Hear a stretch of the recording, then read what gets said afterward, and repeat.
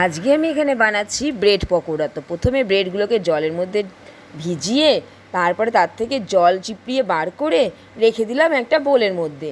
আর সেই ফাঁকে আমি এখানে পেঁয়াজ কুচি, রসুন কুচি আর তার সাথে আলু গ্রেট করে নিয়েছি। তো সমস্ত কিছু ওই ব্রেডের সাথে মিশিয়ে উপর থেকে দুটো লাল মরিচ ভেঙে ছড়িয়ে দিলাম।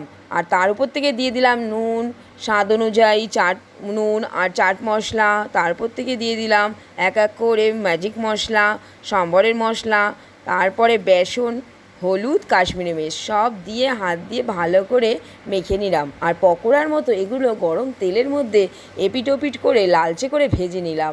তো দেখতেই পাচ্ছ কেমন সুন্দর ভাজাও হয়ে গেছে। এবার এগুলোকে একটা পাত্রে তুলে নেব। তারপরে এর সাথে নিয়ে নিলাম টমেটো সস, চিলি সস আর মিউনিস দিয়ে ভালো করে জমিয়ে ডুবিয়ে ডুবিয়ে খেলাম। আজকে সন্ধ্যে চায়ের সাথে এই টাটা কিন্তু দুর্দান্তভাবে